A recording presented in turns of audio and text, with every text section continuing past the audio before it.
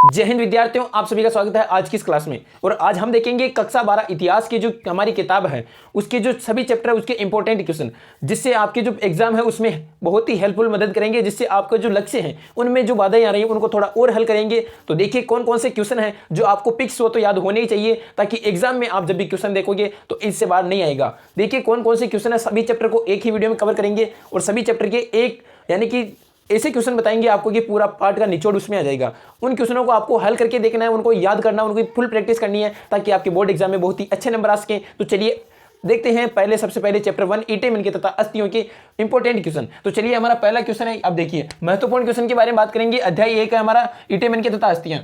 पहला क्वेश्चन है सिंधु घाटी सभ्यता किसे कहते हैं, यानी कि पहला क्वेश्चन है सिंधु घाटी सभ्यता किसे कहते हैं, ये आपको लिखने हैं और आपको इसमें देखना है कि किसे कहते हैं, आपको रिसर्च करनी है इनके बारे में। फिर है हड़प्पा संस्कृति के 2 प्रसिद्ध केंद्र कौन कौन से हैं, इनके बारे में देखना है। और फिर तीसरा क्वेश्चन है हड़प्पा संस्कृति की खोज किसने की थी, वह कब की थी, ये भी आपको देखना है। इन सभी क्वेश्चन के आंसर आपको लिखने हैं ताकि आप बहुत ही अच्छी तरीके से याद कर सको। एक कॉपी में नोट करना है सभी को और उनके नीचे उनके आंसर लिखना है और रोज प्रैक्टिस करनी है आपको, यानी कि उनके बारे में कुछ ना कुछ सोचना है, ये सोचना है क्वेश्चनों के बारे में और याद करने की कोशिश करना। फिर देखो चौथा क्वेश्चन है हड़प्पा सभ्यता के विनाश का क्या कारण था, ये भी आपको देखना है। पांचवा क्वेश्चन है मोहनजोदड़ो की कुछ विशिष्टताओं का वर्णन कीजिए। छठा क्वेश्चन है हमारा हड़प्पा के लोगों की कब्रों से मिली किन्हीं 4 चीजों यानी 4 वस्तुओं का उल्लेख कीजिए। ये सभी क्वेश्चन आपको अपनी किताब में से ढूंढ के इनके आंसर लिखना है। अब देखिए 7वां क्वेश्चन हड़प्पा सभ्यता का काल बताइए, यानी कि हड़प्पा सभ्यता उसका काल क्या है वो बताना है।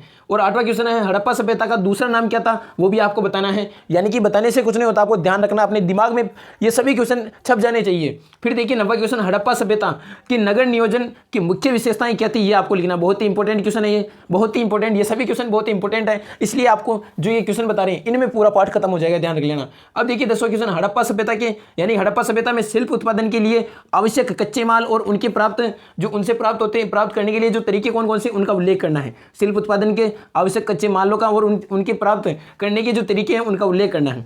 फिर है हमारा 11वां क्वेश्चन पुरातत्वविद हड़प्पा सभ्यता के अतीत का पुनर्निर्माण कैसे करते हैं, ये भी आपको बताना है। तो ये थे अध्याय 1 के ईटे मन के तथा अस्थियों के कुछ इंपॉर्टेंट क्वेश्चन, इनको आपको अच्छी तरीके से लिखना है और कवर करना है ताकि ये पूरा अध्याय आपके लिए कंप्लीट हो जाए। चलो अब देखते हैं हम दूसरा अध्याय।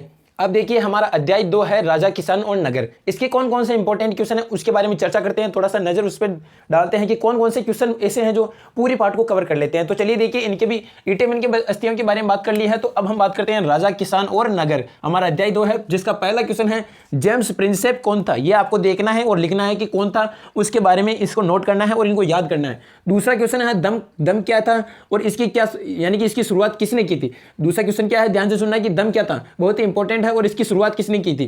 तीसरा क्वेश्चन है मौर्य साम्राज्य की स्थापना कब और किसने की थी। बहुत ही इंपॉर्टेंट क्वेश्चन है, क्योंकि आप इनको अगर आपने याद कर लिया तो समझो कि ये राजा किसान और नगर है ना, पूरा चैप्टर 100% आपको कंप्लीट और याद हो जाएगा और जो आपके एग्जाम होंगे ना उसमें इन्हीं में से आपको क्वेश्चन देखने को मिलेंगे। अब देखिए तीसरा क्वेश्चन क्या था, मौर्य साम्राज्य की स्थापना किसने कब की। और फिर देखिए चौथा क्वेश्चन मौर्य साम्राज्य के संस्थापक का नाम बताइए, बहुत ही अच्छा क्वेश्चन है। अब देखिए 5वां क्वेश्चन भारत का नेपोलियन किस शासक को कहा जाता है, बहुत ही अच्छा क्वेश्चन है। ये ऐसे क्वेश्चन है जिससे आपका पूरा चैप्टर क्लियर हो जाएगा। अब देखिए समुद्रगुप्त की उपलब्धियों का वर्णन किस अभिलेख में मिलता है, बहुत ही अच्छा है। छठा क्वेश्चन भी समुद्रगुप्त है, उसकी उपलब्धियां कौन से यानी कि उनका उपलब्धियां उनका वर्णन किस अभिलेख में मिलता है, ये बताना है आपको। फिर 7वां है महाजनपदों के नाम लिखिए, नाम व उनकी विशेषता बताइए, बहुत ही अच्छा क्वेश्चन व इंपॉर्टेंट क्वेश्चन। अगर हम देखिए राजा किसान तथा नगर का जो सार कहीं है तो वो है महाजनपद। क्या है महाजनपद, ये पूरा पार्ट इसी के आधार पर है। फिर देखिए मौर्य साम्राज्य के पतन का क्या कारण रहा, ये भी बताना है आपको। और अभिलेख इतिहास के महत्वपूर्ण स्रोत क्यों माने जाते हैं, ये भी आपको बताना है कि अभिलेख ही इतिहास के महत्वपूर्ण स्रोत क्यों माने जाते हैं, ये भी आपको बताना है। और आपको बताना है कि अशोक के दम की प्रमुख विशेषता क्या थी, यानी विशेषताओं का वर्णन करना है यहाँ पर। ये थे राजा किसान तथा नगर के जो इंपॉर्टेंट क्वेश्चन है, इनके बारे में चर्चा की। इनको आपको क्या करना है, एक कॉपी में नोट करना है और इनके आंसर सोचने की पहले कल्पना करनी है, फिर आंसर देख के लिखना और फिर याद करना है, बहुत ही अच्छी तरीके से क्लियर हो जाएगा। अब देखते हैं अध्याय 3 बंधुत्व जाति तथा वर्ग। इसके कुछ इंपॉर्टेंट क्वेश्चन देखते हैं ताकि ये पार्ट भी हमारा क्लियर हो जाए। जैसे जैसे देखते जा रहे हैं इनको नोट करते जाइए ताकि आपको बहुत ही अच्छी तरीके से याद रहता जाए और बहुत ही अच्छी तरीके से लेवल आपका पता चल जाए। यहीं पर देख लिया करो कौन सा क्वेश्चन आपको नहीं आ रहा है तो उसकी बहुत ही इंपॉर्टेंट लगा लिया करो। चलो देखते हैं बंधुत्व जाति तथा वर्ग, हमारा अध्याय 3 है, इसके इंपॉर्टेंट क्वेश्चन कौन कौन से हैं। तो पहला क्वेश्चन है देखिए ब्राह्मणीय व्यवस्था के अनुसार वर्ण व्यवस्था क्या थी, इसके बारे में आपको पूरा बताना है। फिर दूसरा क्वेश्चन है वर्ण क्या है, वर्ग और जाति में क्या अंतर है, ये भी आपको बताना है। तीसरा क्वेश्चन है अंतर्विवाह और बहिर्विवाह से क्या अभिप्राय है, इसके बारे में चर्चा करनी है। चौथा प्रश्न है बहुपति प्रथा और बहुपत्नी प्रथा में क्या अंतर है, ये भी आपको बताना है। इंपॉर्टेंट क्वेश्चन है, ये सभी ध्यान कर लेना, इसीलिए ले रखे हैं। फिर देखिए 5वां क्वेश्चन 600 ईस्वी पूर्व से 600 ईस्वी के मध्य क्या परिवर्तन हुआ, ये भी आपको बताना है और याद करना आपको किस तरह से क्या हुआ। 6ठा क्वेश्चन है चांडाल कौन थे, ये भी बहुत ही अच्छा, जितना इंपॉर्टेंट लगा उतना लगा लेना, बहुत ही अच्छा क्वेश्चन है। चांडाल कौन थे, इनके क्या कर्तव्य थे, ये भी आपको बताना है। फिर 7वां क्वेश्चन पितृवंशिकता व्यवस्था क्या थी बताइए। इसी प्रकार मातृवंशिकता व्यवस्था, उसके बारे में भी पढ़ लेना। फिर देखिए 8वां क्वेश्चन ब्राह्मणों ने जाति व्यवस्था का निर्माण क्यों किया, ये भी आपको बहुत ही अच्छा क्वेश्चन है, बताना है। देखिए 9वां क्वेश्चन कि आप इस कथन से सहमत हैं कि महाभारत के केवल एक ही रचयिता थे, ये भी आपको बताने। तो इस तरह से बहुत ही इंपॉर्टेंट क्वेश्चन है ये, इनको अच्छी तरीके से कवर कीजिए, आपको बहुत ही अच्छा महसूस, आपको खुद फील होने लग जाएगा कि बहुत ही अच्छी तरीके से हमारी तैयारी चल रही है। और हाँ, जो मैं लक्ष्य ले रखा हूँ वहां तक पहुंचने में बहुत ही हेल्पफुल मदद करेंगे, आपको खुद को पता चल जाएंगे कि आपने पाठ को पढ़ा होगा, उसमें आपको पता चल रहा होगा कि कौन कौन से ये इंपॉर्टेंट है, बहुत ही अच्छी तरीके से लेकर आए हैं। तो देखिए इनको बहुत ही अच्छी तरीके से कवर करिए ताकि जो आपने लक्ष्य ले रखा वो आपका कंप्लीट हो जाए। तो ये थे हमारे बंधुत्व जाति तथा वर्ग के कुछ इंपॉर्टेंट क्वेश्चन। अब देखते हैं अगले अध्याय के। ये हमारा अध्याय 4 है विचारक, विश्वास और इमारतें। इसमें कौन कौन से इंपॉर्टेंट क्वेश्चन है ताकि ये पार्ट आपको क्लियर हो जाए, तो उनके बारे में चर्चा करते हैं। चलो देखिए हमारा जो विचारक, विश्वास और इमारतें अध्याय 4 है, इसमें जो इंपॉर्टेंट क्वेश्चन है उसका पहला क्वेश्चन है बौद्ध धर्म के अनुसार धम्म चक्र प्रवर्तन का क्या अर्थ है, इसके बारे में आपको ढूंढना है और याद करने की कोशिश करनी है। दूसरा क्वेश्चन है बुद्ध की प्रमुख शिक्षाओं का सारांश दीजिए, यानी कि बुद्ध जो गौतम बुद्ध थे उनकी जो प्रमुख शिक्षाएं थी उनका सारांश आपको देना है। फिर जैन धर्म की प्रमुख शिक्षाओं का सारांश आपको बताना है। फिर देखिए चौथा क्वेश्चन है स्तूप क्या है, बहुत ही इंपॉर्टेंट, जितना इंपॉर्टेंट लगाना चाहो लगा लेना। स्तूप क्या है और इनका महत्व क्या है, बहुत ही अच्छा क्वेश्चन है। फिर देखिए 5वां क्वेश्चन धार्मिक कला और मूर्ति कला कैसे विकसित हुई, इनके बारे में चर्चा करनी है आपको और बहुत ही अच्छी तरीके से बताना है। फिर देखिए 6ठा क्वेश्चन सांची के स्तूपों को, बहुत ही इंपॉर्टेंट स्तूप है सांची का स्तूप, यानी कि सांची के स्तूप के संरक्षण के लिए भोपाल की बेगमों का क्या योगदान था, बहुत ही अच्छा क्वेश्चन है, इनको याद करना आपको कि जो सांची के स्तूप है।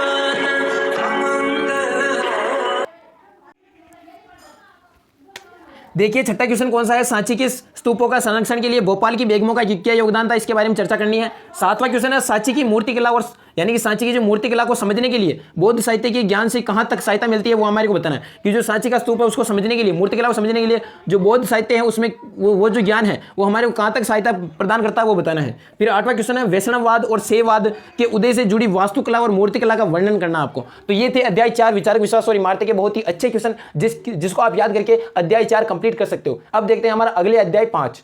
अब देखिए अगले अध्याय में चलते हैं, अध्याय 5 यात्रियों के नजरिए। इसके क्या क्या इंपॉर्टेंट क्वेश्चन है उनके बारे में चर्चा करते हैं ताकि यात्रियों का जो नजरिया चैप्टर है वो एक वीडियो में कंप्लीट हो जाए। तो चलिए देखते हैं हमारा अध्याय 5 है यात्रियों के नजरिए, इसमें कौन कौन से इंपॉर्टेंट क्वेश्चन है जिसके माध्यम से आप इस पार्ट को पूरा क्लियर कर सकते हो। तो हमारा पहला क्वेश्चन है अल बिरूनी का जन्म कब व कहां हुआ, ये बहुत ही अच्छा क्वेश्चन है, अल बिरूनी का जन्म कब और कहां हुआ। यात्रियों के नजरिए में आपको इस अध्याय में 3 यात्री मिलेंगे विदेशी जिनके बारे में आपको पढ़ना होगा। उनमें से पहला है अल बिरूनी। तो अल बिरूनी का आपको जीवन परिचय याद रखना है कि जन्म का हुआ, कब हुआ और यानी कि कहां हुआ, ये आपको ध्यान रखना है।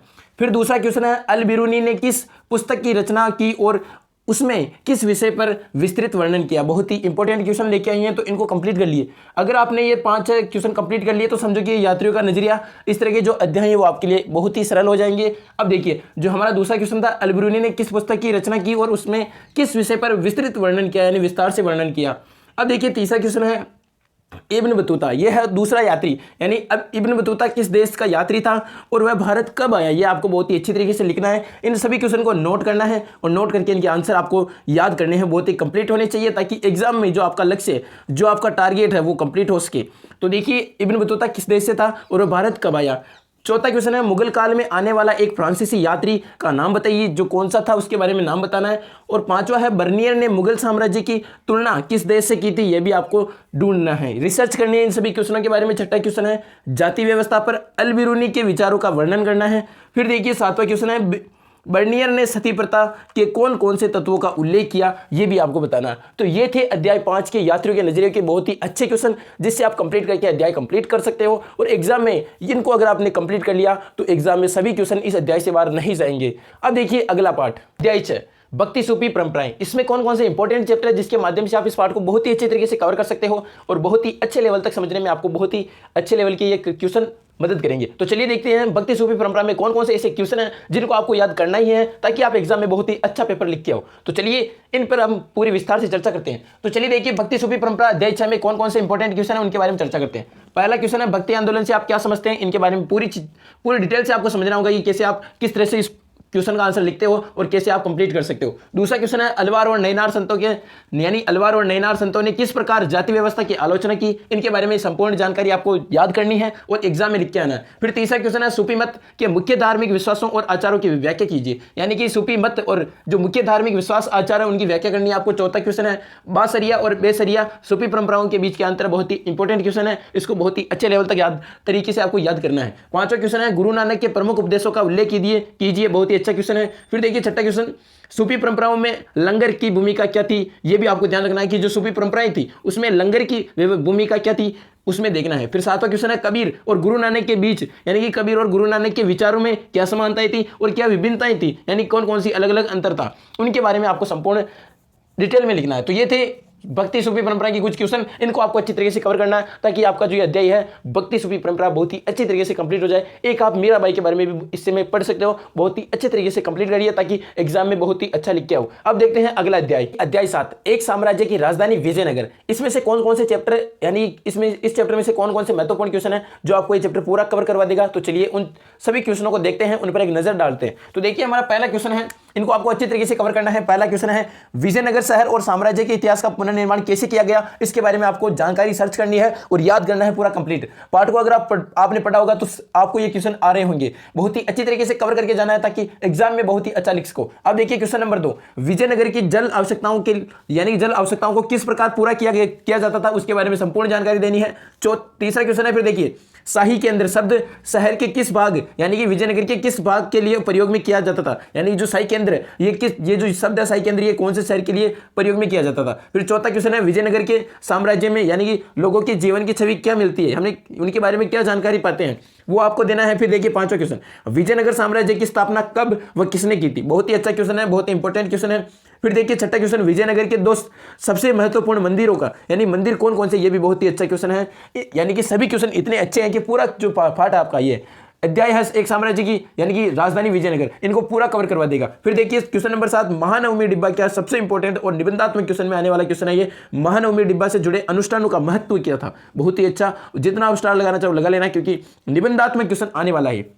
फिर देखिए 8वां क्वेश्चन, विजयनगर की वास्तुकला की विशेषताएं बताइए, यानी कि विजयनगर में वास्तुकलाएं कैसी थी, उनके बारे में आपको उनकी विशेषताएं क्या थी उनके बारे में विवरण देना है, जानकारी देनी है, आपको बताना है कि किस तरह से वास्तुकला विकसित हुई और उनकी क्या विशेषता थी। तो ये थे हमारे एक साम्राज्य की राजधानी अध्याय 7 के बहुत ही अच्छे और इंपॉर्टेंट क्वेश्चन। अब चलते हैं अगले अध्याय में। अब देखिए हमारा अगला अध्याय है किसान, जमींदार और राज्य, इनमें कौन कौन सा इंपॉर्टेंट क्वेश्चन है जिसके माध्यम से इसको अध्याय 8 को कवर करेंगे। तो चलिए देखिए कौन कौन से इंपॉर्टेंट क्वेश्चन है। तो हमारा पहला क्वेश्चन बहुत ही अच्छा और इंपॉर्टेंट क्वेश्चन है, देखिए खुद कास्ट और पाई कास्ट किसानों में क्या अंतर है। आप अगर पिछले पेपरों को उठाकर देखोगे बोर्ड के तो आपको कहीं ना कहीं बहुत बार आपको ये क्वेश्चन मिल जाएगा कि खुद कास्ट क्या है और पाई कास्ट क्या है, दोनों में अंतर बताइए, इससे बहुत ही अच्छे क्वेश्चन बनते हैं। दूसरा क्वेश्चन देखिए किसान वर्ग की सामाजिक स्थिति कैसी थी, इसके बारे में देखना है आपको। तीसरा क्वेश्चन है जमींदार क्या होता है, बहुत ही अच्छा क्वेश्चन है। चौथा है औपनिवेशिक काल में बंगाल में जो जमींदार थे उनकी स्थिति कैसी थी, इनका विवरण आपको देना है। चौथा क्वेश्चन है आईने अकबरी, बहुत ही अच्छा है, किसने लिखी ये भी आपको ध्यान रखना है। आईने अकबरी क्या है और इसमें कृषि व्यवस्था के बारे में क्या जानकारी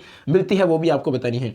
छठा क्वेश्चन है मुगल काल की कृषि संबंध और सामाजिक आर्थिक व्यवस्था पर टिप्पणी कीजिए। ये थे किसान, जमींदार और राज्य के बहुत ही इंपॉर्टेंट क्वेश्चन, इनको तो कवर करना ही करना है बहुत ही अच्छी तरीके से ताकि ये पार्ट आपके लिए बहुत ही सरल हो जाए और जब आप एग्जाम देने जाओ इससे बाहर क्वेश्चन नहीं आएंगे। बहुत ही अच्छे लेवल तक कवर करिए।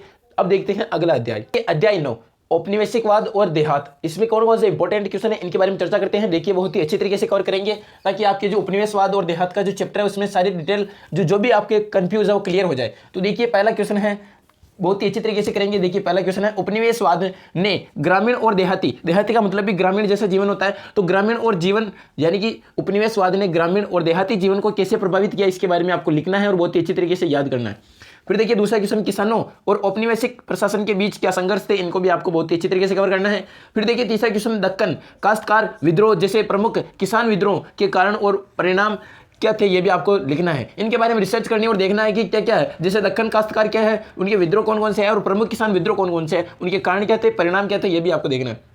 फिर देखिए चौथा क्वेश्चन ब्रिटिश शासन यानी कि ब्रिटिश औपनिवेशिक नीति का ग्रामीण अर्थव्यवस्था पर क्या प्रभाव पड़ा, ये भी आपको बहुत ही अच्छी तरीके से लिखना है। और ये 4 क्वेश्चन है उपनिवेशवाद और देहात अध्याय के, इन चारों को आप बहुत ही अच्छी तरीके से कवर करते हो तो 90% ये चैप्टर आपका बहुत ही अच्छी तरीके से क्लियर हो जाएगा। तो इसको क्लियर करिए और आगे बढ़िए। अब चलते हैं हम भी अपने अगले चैप्टर की तरफ। देखो हमारा अगला अध्याय है विद्रोह और राज। इसके कौन कौन से इंपॉर्टेंट चैप्टर यानी इंपॉर्टेंट क्वेश्चन है, बहुत ही अच्छी तरीके से देखना, बहुत ही अच्छा इंपॉर्टेंट चैप्टर है ये, और इसके बहुत ही अच्छे क्वेश्चन है, इनको आपको बहुत ही अच्छी तरीके से याद करना है। तो चलिए विद्रोह और राज की बहुत ही अच्छी तरीके से क्वेश्चन देखते हैं, और आपसे जुड़ी हुई जानकारी आपको ध्यान रखना है कि किस तरह से ये होता है। बहुत ही अच्छा है ये पार्ट। देखो पहला क्वेश्चन है 1857 के विद्रोह के तात्कालिक कारण क्या थे। बहुत ही अच्छा क्वेश्चन है, बहुत ही अच्छा। 1857 की क्रांति तो आपके जीवन में ऐसा समझो कि बहुत ही इंपॉर्टेंट टॉपिक है, उसको याद करना है, और ये पूरा चैप्टर 1857 की क्रांति पर निर्भर है। अब देखो 1857 के विद्रोह के तात्कालिक कारण क्या है वो आपको बताने हैं। दूसरा क्वेश्चन है 1857 के विद्रोह में यानी कि 1857 के विद्रोह की शुरुआत कैसे और कहां से हुई वो आपको बताना है। फिर देखिए तीसरा क्वेश्चन सहायक संधि की व्यवस्था किसने तैयार की थी और इसकी मुख्य शर्त क्या थी वो भी आपको बतानी है। चौथा क्वेश्चन है 1857 के विद्रोह में अवध यानी कि अवध के विलय से लोगों में असंतोष क्यों था वो भी आपको बताना है। यानी कि 1857 की जो क्रांति हुई उसमें अवध का विलय हो गया, अवध मतलब अयोध्या, अभी वर्तमान में अयोध्या, उसका विलय हो गया तो लोगों में असंतोष क्यों था वो भी आपको बताना है। पांचवा क्वेश्चन है विद्रोह यानी विद्रोही 1857 में ब्रिटिश शासन के खिलाफ एकता स्थापित करने में कैसे सफल रही ये भी आपको बताना है। छठा क्वेश्चन है अंग्रेजों ने 1857 के विद्रोह को कुचलने के लिए कदम उठाए यानी कौन कौन से कदम उठाए वो भी आपको बताना है। और सातवां क्वेश्चन है विद्रोह के समय बहादुर शाह जफर कौन था और विद्रोहियों ने उन्हें नेता क्यों चुना। बहुत ही अच्छा क्वेश्चन है। तो ये थे विद्रोह और राज के बहुत ही अच्छे क्वेश्चन, इनको आपको क्लियर करना है, कंप्लीट करना है, ताकि एग्जाम में सीधा आपको यहाँ से क्वेश्चन देखने को मिलेगा और सीधा आप उनका आंसर लिखोगे और बहुत ही अच्छी तरीके से आपके नंबर मिलेंगे। तो देखते हैं, आगे बढ़ते रहिए, हम भी बढ़ते हैं अपने अगले अध्याय में। हमारा अगला अध्याय महात्मा गांधी और राष्ट्रीय आंदोलन, बहुत ही इंपॉर्टेंट चैप्टर है। ध्यान रखना सबसे ज्यादा नंबर आपको कोई चैप्टर दिलाएगा तो ये दिलाएगा महात्मा गांधी और राष्ट्रीय आंदोलन, और बहुत ही अच्छी तरीके से ये निबंधात्मक क्वेश्चन यहीं से आएंगे, तो अच्छी तरीके से कवर करना है इसको। देखिए कौन कौन से अध्याय हैं। हमारे पाठ का नाम है महात्मा गांधी और राष्ट्रीय अध्याय यानी राष्ट्रीय आंदोलन। इनमें कौन कौन से हैं बहुत ही अच्छी तरीके से देखना, पूरा चैप्टर क्लियर हो जाएगा। पहला क्वेश्चन है महात्मा गांधी ने स्वयं को आम जनता से कैसे यानी जोड़ने के लिए क्या प्रयास किए वो भी आपको बताना है। फिर देखिए दूसरा क्वेश्चन सत्याग्रह से आप क्या समझते हैं ये आपको बताना है, और गांधी जी ने इसका उपयोग कैसे किया ये भी आपको लिखना है, याद करना है और बहुत ही अच्छी तरीके से कवर करना है। तीसरा क्वेश्चन है नमक कानून स्वतंत्रता संघर्ष का एक महत्वपूर्ण मुद्दा क्यों बन गया था वो भी आपको लिखना है, और अच्छी तरीके से सोच विचार करके पूरी डिटेल से आपको जानकारी जुटानी है। फिर देखिए चौथा क्वेश्चन असहयोग यानी कि असहयोग आंदोलन एक तरह का प्रतिरोध कैसे था वो भी आपको बताना है। यानी कि पूरे चैप्टर का सार अगर हम देखें यानी 90% क्वेश्चन यहीं से आएंगे, ध्यान रखना। यानी इनको अगर आपने पढ़ लिया तो 90% चैप्टर आपका ये क्लियर हो जाएगा। फिर देखिए पांचवा क्वेश्चन गोलमेज सम्मेलनों में यानी गोलमेज सम्मेलनों से कोई नतीजा क्यों नहीं निकल पाया ये भी आपको देखना है और इस पर विचार करना है कि क्यों नहीं निकल पाया। यानी कि आपको ये जब तक याद नहीं होंगे जब तक आप इनको रटोगे।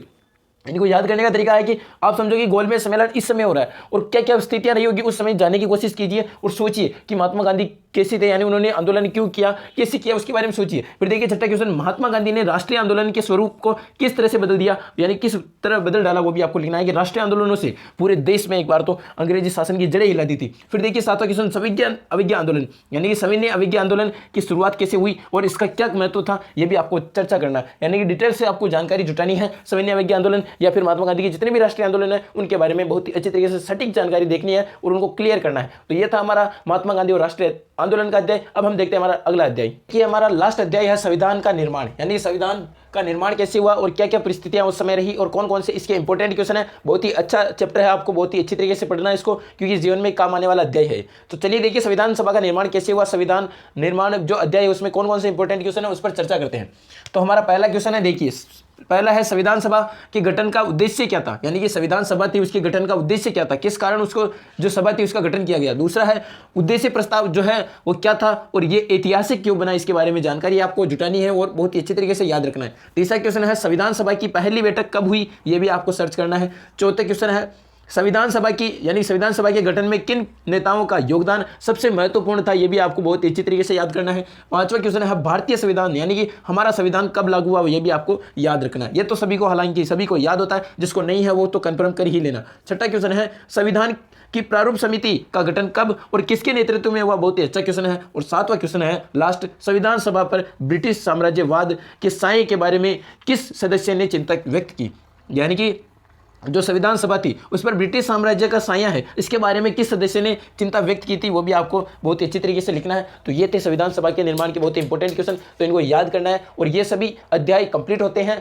कक्षा 12 इतिहास के। जो बोर्ड एग्जाम में आप सभी को ये इतने महत्वपूर्ण क्वेश्चन है कि 100% आपके लक्ष्य तक पहुंचाएंगे।